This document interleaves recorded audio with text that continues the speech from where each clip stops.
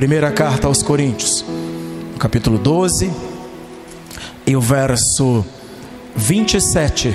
Faço a leitura na Nova Almeida Atualizada, versão da Bíblia Sagrada. Ora, vocês são o corpo de Cristo e individualmente membros desse corpo. Amado Pai Celestial, ajuda-nos. Espírito Santo de Deus, ajuda-nos. Clareia o nosso entendimento. Aquieta os nossos corações, para que a palavra do Senhor encontre lugar nas nossas vidas. Em nome de Jesus. Eu creio que isso é possível, porque para o Senhor, como já dito, não há impossíveis. Que esta palavra nos alcance, nos oriente, nos conforte, nos exorte, nos ensine e nos edifique, Pai, em nome de Jesus. Que todos nós saiamos daqui transformados pela Tua palavra, em nome de Jesus. Tira as inquietações, tira as distrações, tira aqueles pensamentos que teimam em nos assaltar, Pai. O Senhor sabe, nós precisamos do Senhor, dependemos de Ti. Ajuda-nos por misericórdia, por Teu amor, Deus, ajuda-nos, Pai. Em nome de Jesus eu oro, crendo de que nós já recebemos. Amém. Amém. Aleluia, aleluia. Tem uma luta na oração, vez ou outra, e é o Espírito Santo dizendo: insista, ore, fale, porque o meu coração, ou outros corações aqui também, e outros corações aqui também, precisam travar essa guerra, para que a sua mente fique aqui e Deus tome posse da tua vida, das tuas emoções e supra as tuas necessidades. Igreja, ir ou não ir? Meus queridos irmãos, é aceitável alguém ser cristão e não ir à igreja? Existem muitos cristãos que amam ir à igreja. Você deve ser um deles. Mas também existem muitos que não gostam. Tornou-se comum para muitos cristãos ficar em casa e encontrar métodos alternativos para praticar a sua fé, as suas orações. Fazem meditação e estudo da Bíblia Sagrada à parte, a sós. E esse tempo que estamos vivendo é propício para isso. É até possível encontrar desculpas para não congregar, embora já estejamos liberados e faz tempo. É claro que viremos para cá, tomaremos cuidados necessários, sentiremos o incômodo de ter que usar uma máscara, sentiremos às vezes até um certo gelo por causa do distanciamento. Nós que somos tão efusivos, tão abraçadores, precisamos ficar aí 1 metro, 2 uns dos outros, somos assim. É claro que vamos ter essas dificuldades. Esse tempo é propício para arrumarmos motivos para não congregar, para não virmos à igreja. Mas glória a Deus pela sua vida, porque vocês estão aqui. Muitos não vêm regularmente à igreja, ou outros que nunca vêm, e ainda se perguntam qual é o objetivo de ir à igreja, se eles têm um relacionamento pessoal com Deus, se no julgamento deles, eles têm intimidade com Deus. É bom que se saiba e que fique muito claro hoje nas nossas mentes e corações que não frequentar a igreja não vai mandar ninguém para o inferno. Estão me entendendo? Não é isso que vai mandar a pessoa para o inferno. A pessoa só irá para o inferno se quiser, porque não creu no Senhor Jesus Cristo pela fé. Porém, É importante saber que não vai também fazer o fato de não vir à igreja, não cultuar, não vai fazer com que Deus ame menos a pessoa. É bom que se diga e que isso fique claro. O amor de Deus não muda, Ele é incondicional, Ele é imutável. Isso é importante. Tiago diz que Deus não muda, Ele não fica mudando como sombras inconstantes. Nele não há sombra, nem mudança, nem variação. Deus é fiel, amém? E glória a Ele, porque Ele é fiel. Então, isso não vai mandar ninguém para o inferno. Porém, pense um pouco. Essa indisposição que algumas pessoas têm, essa fé desvinculada da igreja, não é o que Deus planejou para o seu povo, não é o que Deus espera do seu povo. E isso sim, aí sim é verdade, isso pode impedir o seu crescimento espiritual. Isso pode fazer com que naquele dia, no dia em que a vergonha será grande, no dia em que não haverão mais desculpas diante do Pai, diante do Senhor, no dia do acerto de contas, nós sejamos envergonhados num ambiente totalmente santo. Vergonhoso? Sim, vergonhoso. E olha que vergonha hoje, só se fala disso na igreja. Mas naquele momento, naquele tempo, nosso coração se encherá de tristeza, nossos olhos se encherão de lágrimas, porque teremos chegado lá, mesmo sendo inúteis. Eu não quero e eu desejo de verdade que nenhum de vocês tenha essa predisposição. Deus se importa se eu não for à igreja? O que vocês acham? Deus se importa? Sim, Deus se importa. Então, quais são os indicadores que eu tenho aqui na Bíblia Sagrada para afirmar isso? Para afirmar que Deus quer, que Deus se importa. Eu tenho indicadores, eu tenho textos na palavra dele, revelada por escrito, sobre a importância que Deus dá para isso. E a primeira coisa é a seguinte: nós somos o corpo de Cristo e família de Deus. Igreja, para muitos, é vista como um edifício. O prédio que é usado para os cultos públicos, onde se fazem as reuniões e os ajuntamentos. Mas a definição bíblica para a igreja é que igreja é povo. Igreja é gente. Isso é igreja de verdade. A igreja é descrita na Escritura, e nós já lemos hoje, abrindo, como o corpo de Cristo. Ela é um organismo vivo, não está parada no tempo, estática, onde cada parte desse organismo tem funções, cada parte opera, trabalha e coopera para o crescimento desse corpo. Foi isso que nós lemos na primeira carta aos Coríntios 12 e 27. E é por isso que nós estamos aqui. Ora, disse o apóstolo Paulo, vocês são o corpo de Cristo e individualmente membros desse corpo. Entenderam?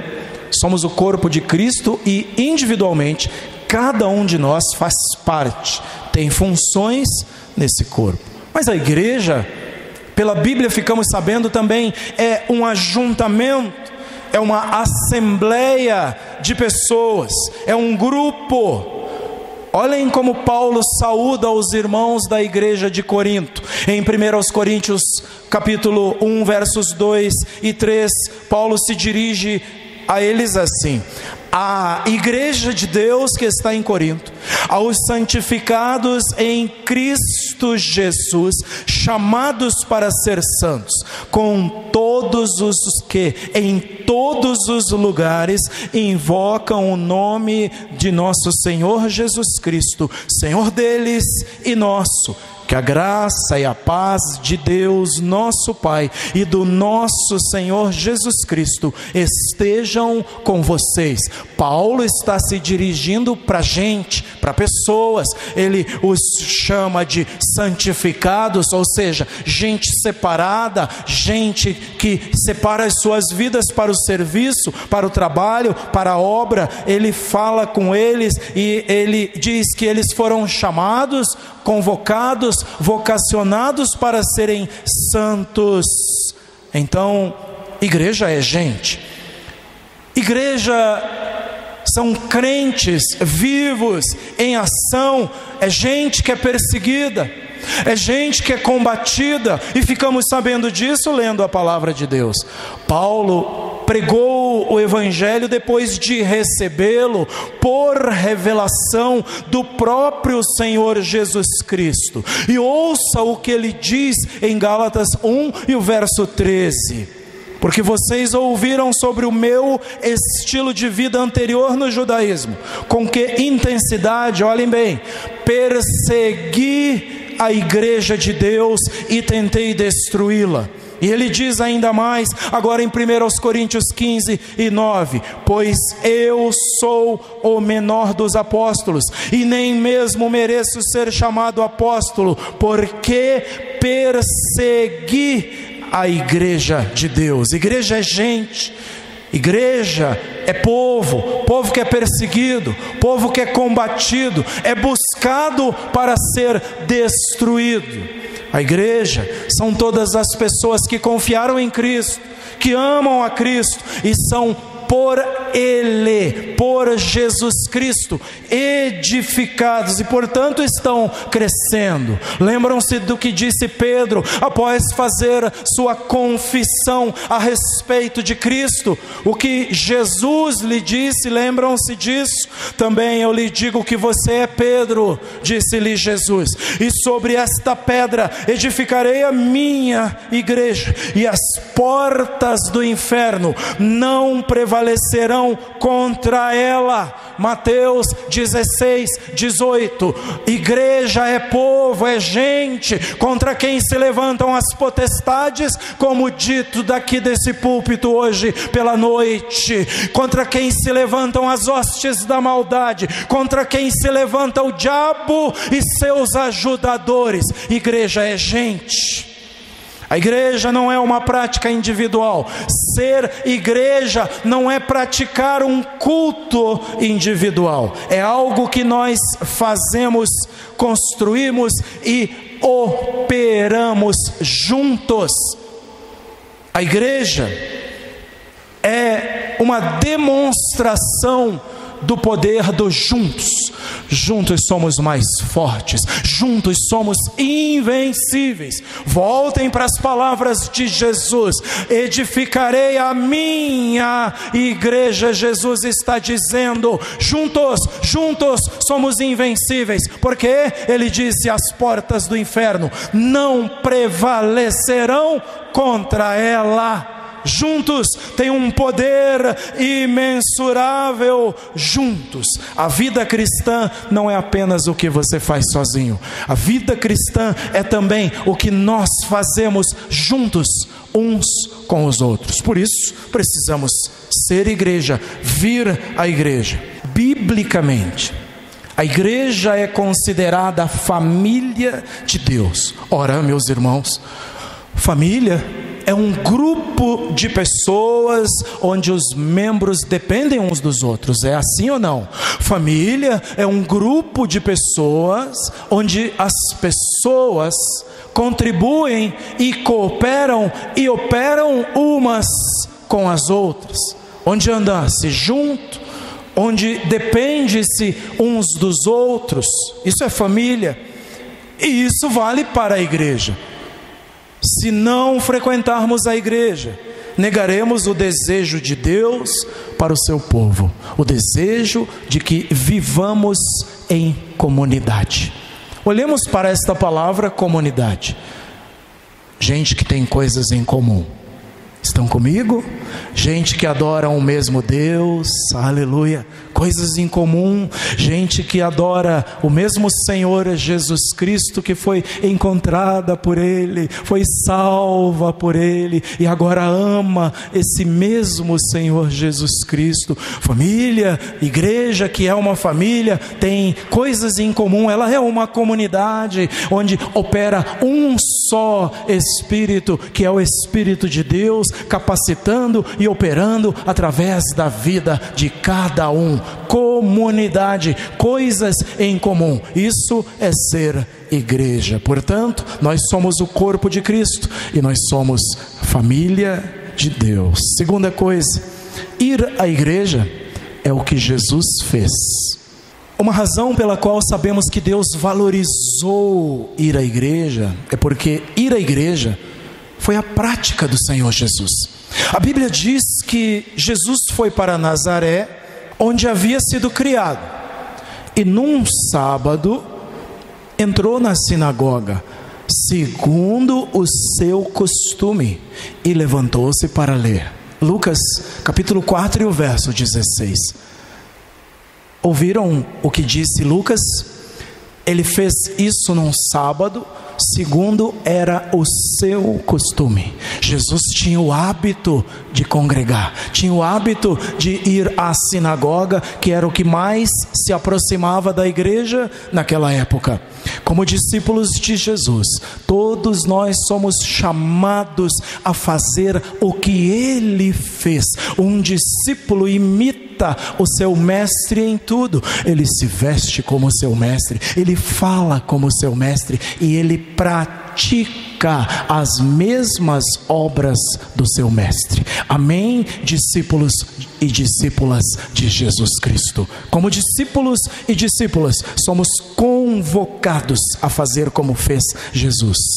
Assim como Jesus ia à igreja, nós, seus discípulos, devemos fazer a mesma coisa. Somos convocados, chamados por Deus para isso. Portanto, ir à igreja é o que Jesus fez. E se Jesus fez, nós também precisamos fazer. Terceira coisa, ir à igreja é um bom hábito. Sabem, irmãos, dizem que uma ação, algo que eu faço repetidamente, inicialmente se torna um hábito. Se for bom, permanece sendo um hábito, uma virtude, um hábito bom. Se for ruim, de hábito pode se tornar um vício.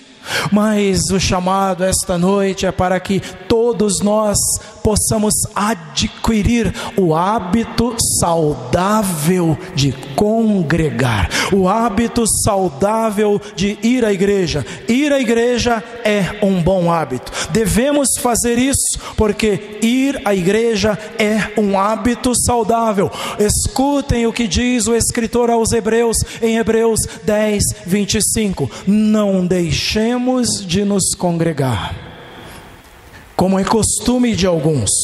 Pelo contrário, façamos demonstrações, assim, ainda mais agora que vocês veem que o dia se aproxima. Exortemos uns aos outros, é isso que fazemos na igreja. Animemos, encorajemos uns aos outros, porque o dia do Senhor se aproxima. Vamos manter este hábito saudável. Devemos ir porque é um bom hábito. A igreja é importante para a comunhão. É nela que temos a oportunidade de nutrir comunhão. Ela é o lugar onde viemos, onde nós podemos nos reunir para ouvir a palavra de Deus, para encorajar uns aos outros, animar uns aos outros. Fazemos isso enquanto estamos aqui, através da oração. Nos envolvemos aqui nos grupos diversos que a igreja oportunamente nos oferece. Aqui temos a oportunidade de servir, de trabalhar, de prestar algum serviço para o ministério. Aqui oramos juntos, aqui nós nos ajudamos uns aos outros, num nível de intimidade que muitas vezes nem temos com os nossos parentes. Nós temos aqui, porque esta é a nossa família espiritual. A igreja, portanto, é um bom hábito, ela é um hábito saudável.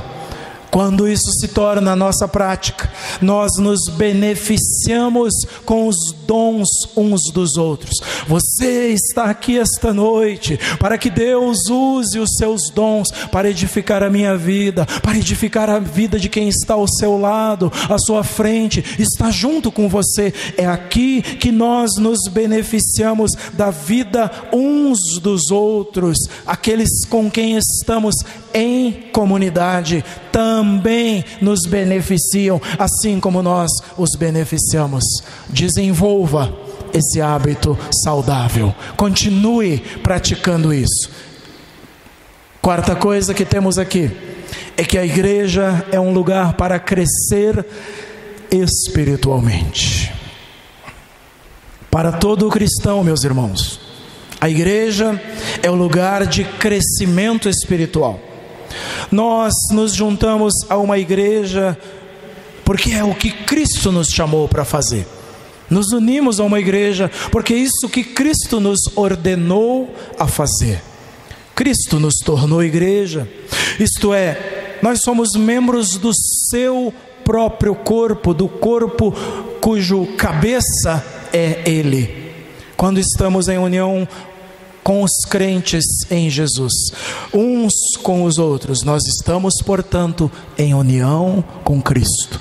Quer dizer que quem não está unido à igreja tem dificuldades em estar unido a Cristo. E isso é importante, porque quando eu rejeito algumas partes do corpo, automaticamente eu estou dizendo ao cabeça: eu quero o gerente do corpo, eu quero a cabeça do corpo, mas eu não quero o demais, eu não quero as outras partes.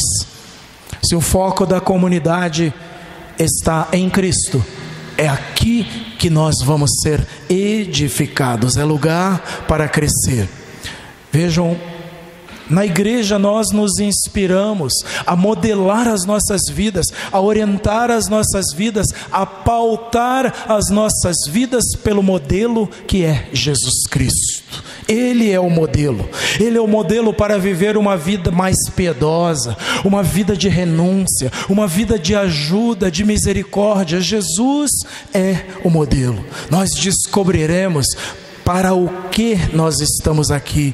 Descobriremos que nós estamos aqui para servir, meus amados, e não para sermos servidos. Descobriremos que estamos aqui para amar pessoas que nunca vimos nas nossas vidas, mas que Deus vai colocar no nosso caminho, na nossa frente, no convívio uns com os outros. E é aqui na igreja que fazemos isso. Aprendemos a suportar uns aos outros, a relevar uns aos outros, a perdoar, a servir uns aos outros, porque, sabem, é isso que os outros fazem conosco. Os outros também nos perdoam, os outros também nos relevam, os outros também nos suportam. E é aqui na igreja que nós aprendemos e temos a oportunidade de fazer isso. Em vez de ir ou de vir ocasionalmente à igreja, devemos tornar isso uma prioridade.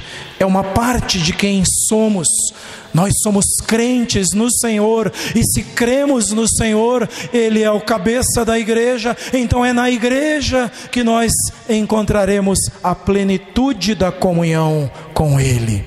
Há 1 milhão de outras coisas que poderíamos fazer num dia de domingo, como hoje, por exemplo. Mas nenhuma dessas coisas vai superar a alegria de estar em comunhão. Nenhuma dessas coisas vai superar a alegria de estar sendo edificado. Nenhuma dessas 1 milhão de coisas vai superar a bênção de nos encontrarmos em missão, servindo a Deus, trabalhando para o reino, sendo instrumentos do Senhor na vida uns dos outros e de todos quanto Ele colocar nas nossas vidas. Nada supera isso, e é isso que Deus deseja para todos. Portanto, é aqui, na igreja, onde nós crescemos espiritualmente. Quinta coisa, penúltima: existem razões para não vir à igreja, existem razões para não ir à igreja. Alguns motivos para não ir parecem até legítimos. Vejam, pode ser que uma igreja não esteja sendo dirigida nem pautada pelas Escrituras. Isso é um motivo sério. Pode ser que o centro de uma igreja não é Cristo. Pode ser que Deus não seja o centro em algumas comunidades. E o centro está nos homens, e o centro está nas pessoas. Pode ser, pode acontecer isso. E isso é um grande motivo para se ficar alerta. E se você está ouvindo hoje isso, ou talvez você que vai ouvir esta ministração daqui a 1 mês, 2 meses, 1 ano, não sei quanto tempo, é um motivo para ficar alerta, mas preste muita atenção. Vejam, pode ser que o foco da comunidade seja dinheiro, seu foco seja bens materiais. Pode ser que o foco de determinado lugar seja o convívio social, ela funcione como um grande clube, a projeção social, o status de cada um, ou até o uso imprudente dos recursos que chegam a essa comunidade. Pode ser que em determinada comunidade hajam falsos ensinos. Isso é ruim, isso não é bom, e não está de acordo com a direção que encontramos na Bíblia Sagrada. Não é o que Deus idealizou para a sua igreja, para o seu povo. Se você passou por isso, se você que me ouve agora passou por algo semelhante, ou está vivendo algo assim, e profeticamente esta mensagem chegará a muitos lares e muitos ouvidos. É hora de orar a Deus, é hora de pedir direção para o Senhor, é hora de conversar com outros cristãos, é hora de conversar com outras pessoas, crentes fiéis e piedosos da sua comunidade, e pedirem juntos a Deus luz e direção para resolver estes problemas. Estes ainda, porém, ainda não são motivos para deixar a igreja, para deixar a sua igreja. São apenas para acender a luz do desconfiômetro, como nós dizemos, e para nos levar a orar mais, a aprender mais e a buscar mais. Sabem por quê?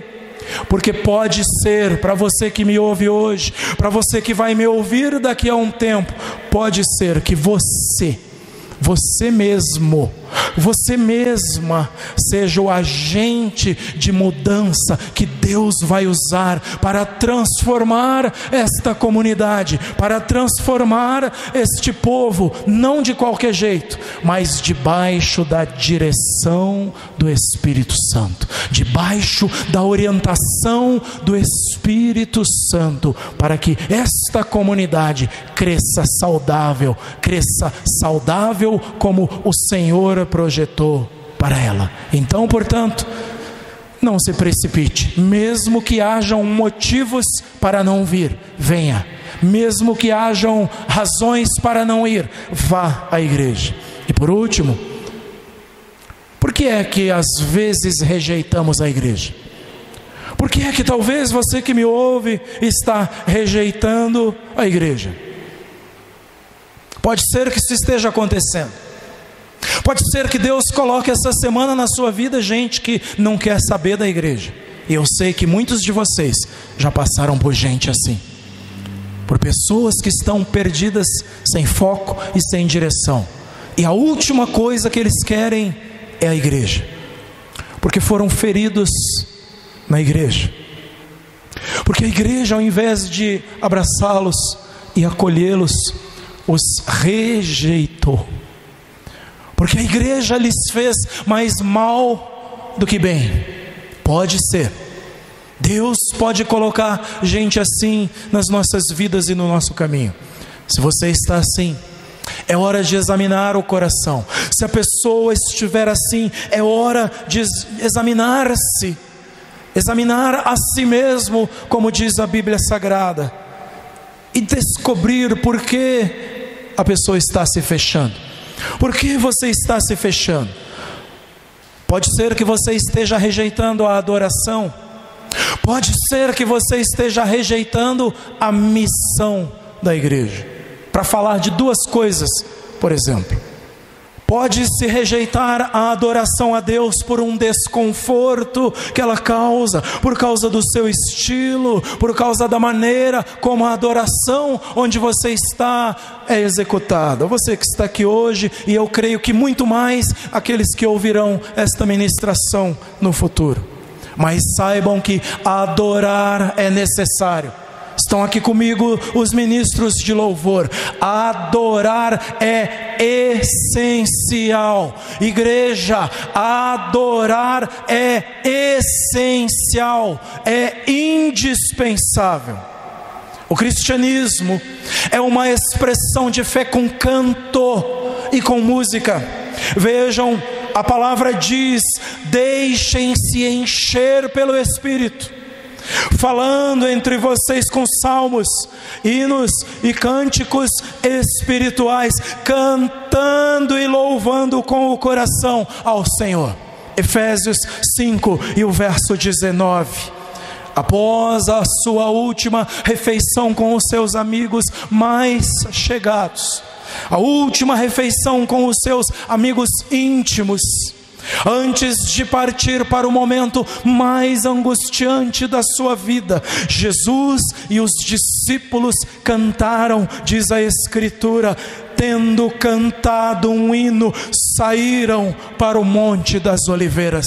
Mateus 26 e o verso 30, escutem, a adoração e o louvor estarão sempre na vida de vocês, nos momentos alegres, nos momentos de ação de graças e também nos momentos mais sombrios, mais difíceis, mais dolorosos. Adore, adore a Deus, adore ao Senhor, renda-se a Ele e deixa Deus trabalhar. Não rejeite a igreja por causa da adoração. Foi isso que fez o Senhor antes de encarar a pior hora da sua vida.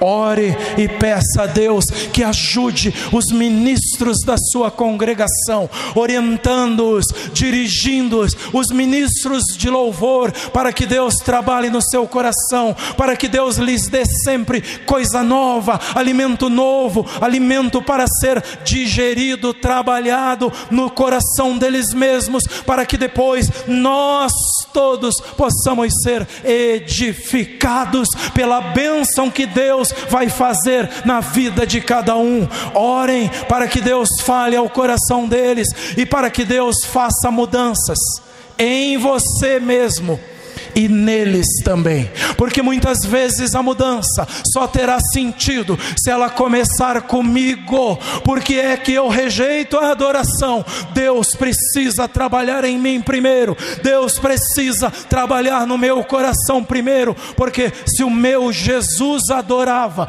se o meu Jesus cantava hinos de louvor a Deus, por que é que eu não cantaria?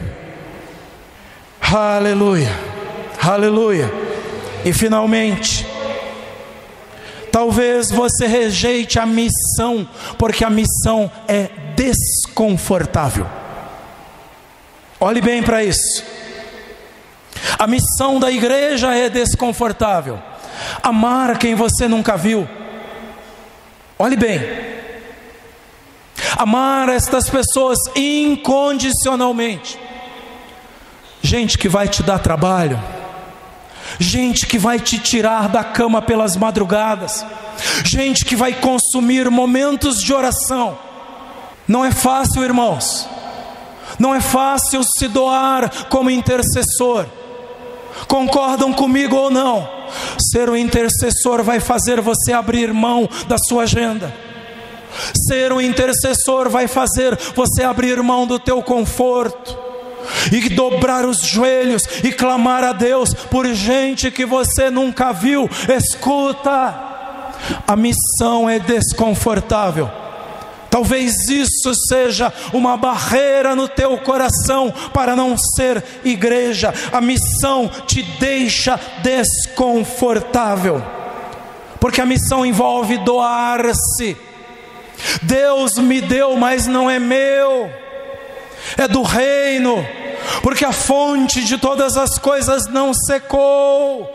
Doe-se, entregue-se, distribua, porque a fonte continua jorrando, porque de onde veio esse tem mais, tem muito mais. Ele diz através do profeta: meu é o ouro, minha é a prata, diz o Senhor. Não retenha, abra a mão, abra o coração, abra a vida. A fonte é inesgotável, mas a missão é desconfortável. Ela envolve abrir mão, abrir o coração, abrir a casa, abrir os recursos, abrir a vida. A missão desconforta. A missão envolve conviver.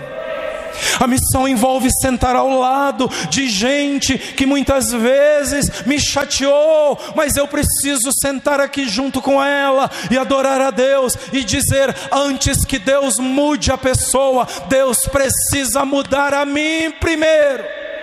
A missão envolve conviver, andar junto, ser companhia, compartilhar a vida. A missão é desconfortável. A missão envolve acolher. A gente acolhe o rico, a gente acolhe o que tem cultura, a gente acolhe bem o doutor, a gente acolhe bem o que é bem alfabetizado, a gente acolhe bem o que fala corretamente, mas a gente rejeita o pobre, a gente rejeita o maltrapilho, a gente rejeita o necessitado, a gente bate a porta na cara deles, a gente fecha o portão, a gente fecha os ouvidos, a gente fecha o coração. A missão é desconfortável e por isso muitas vezes o meu coração se fecha, mas a missão envolve acolher, a missão envolve abraçar. Oh, meus queridos irmãos, como eu desejo que a nossa igreja seja acolhedora.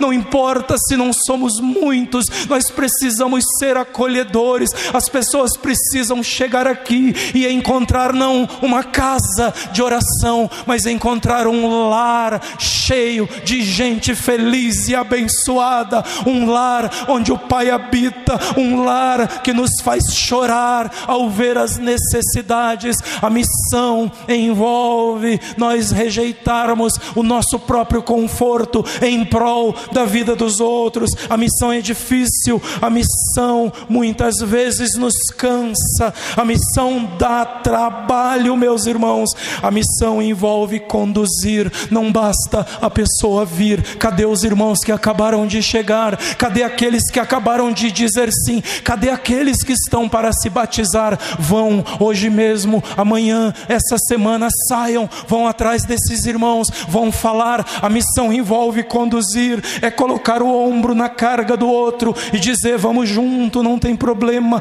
eu te ajudo a dividir o peso, eu levo a carga contigo, eu levo a carga do medo da pandemia, eu levo a carga do medo da desconfiança da doença. Eu estou junto, vamos lá, vem comigo.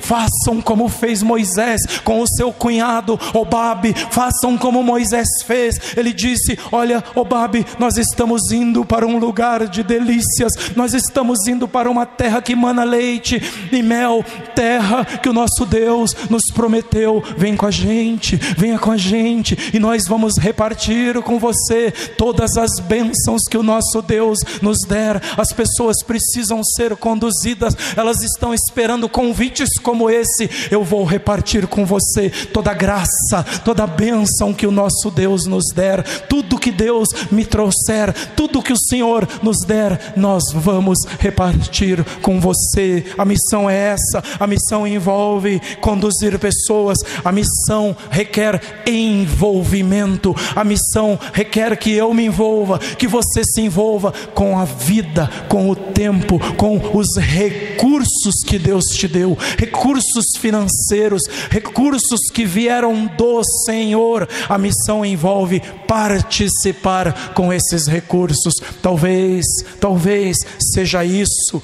Talvez seja isso, porque a missão é desconfortável, porque nós estamos sendo criados num mundo capitalista, num mundo do meu, num mundo onde tudo é meu, num mundo onde parece que até foi a minha força que conquistou. Nós estamos sendo criados, e nossos filhos estão vindo aí, criados num mundo onde cada um defende o seu quinhão, e aquele que tem cada vez quer mais, e aquele que tem cada vez quer mais, e depois ele provavelmente vai se sentar e dizer: minha alma, tu tens bastante, olha ao teu redor, veja quanta posse, veja quantas propriedades, tu tens bastante. Mas ele desconhece a palavra do Senhor quando diz: louco, nécio, esta noite te pedirão a tua alma. E isso que você guardou é para quem? Para quem será? A missão envolve gente que pensa assim e que sabe: tudo vem do Senhor, e nas mãos do Senhor eu coloco. A missão é desconfortável. O que fazer? O que fazer então? Leia a Bíblia, ore e receba os ensinos como esse, sobre o que Deus espera da sua igreja, sobre o que Deus espera de você, do seu papel na sua casa, mas não só lá, do seu papel nesta cidade, no seu papel no lugar onde você trabalha. Ore sobre isso. Para que Deus te chamou? Para que Deus nos chamou? Vai nos ajudar a não apenas nos servirmos de Deus. Isso vai nos ajudar a não apenas nos servirmos da igreja de Deus, mas vai nos ajudar a fazer o contrário, a nos doar, a servirmos ao invés de ser servidos. Isso vai nos ajudar a nos perguntar: o que é que eu posso fazer? Isso vai nos levar a fazer as perguntas: como eu posso me envolver mais? O que é que eu posso fazer? Como me doar mais? Isso vai nos levar a dizer: é comigo também. Isso vai nos levar a dizer: eu faço parte. Sabem, a missão é desconfortável, mas é para isso que Deus nos chamou. E aqui eu quero concluir. Ser parte de uma comunidade de crentes em Jesus Cristo é o chamado para cada um de nós. Foi para isso que Deus nos chamou. Foi para isso que Ele nos vocacionou. Não existe igreja do eu sozinho, mas nós somos a igreja. Juntos somos a igreja. E é bom saber e se lembrar de que o Senhor Jesus vem buscar uma igreja. É isso que Ele vem buscar. Não podemos rejeitar partes do corpo de Cristo, porque isso vai atrapalhar o nosso crescimento. Pode ser que aquilo que eu rejeite é justamente a vitamina que faltará para o meu crescimento. É o dom que vai fazer falta para o seu crescimento. Não podemos abrir mão de nenhuma parte do corpo de Cristo. Por isso, nós encerramos lendo a carta aos Efésios. Como é que se cresce? Como é que se edifica? Efésios 4, 15 e 16. Mas seguindo a verdade em amor, cresçamos em tudo naquele que é a cabeça, Cristo, de quem todo o corpo, bem ajustado e consolidado pelo auxílio de todas as juntas, segundo a justa cooperação de cada parte, efetua o seu próprio crescimento para a edificação de si mesmo em amor. Queridos, o corpo trabalha e edifica-se em amor.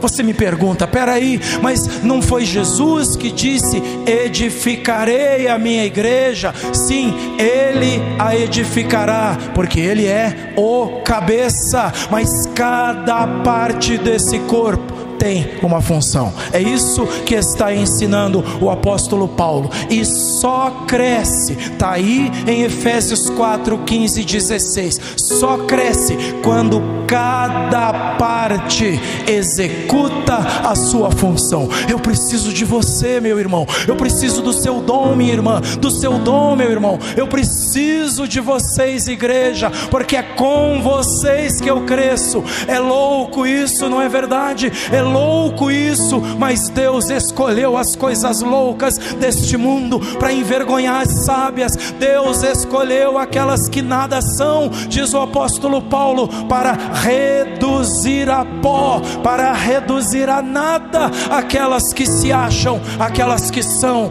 Não é para entender, é para viver. Não é para compreender, é para tomar posse e dizer: eu faço parte. Aleluia.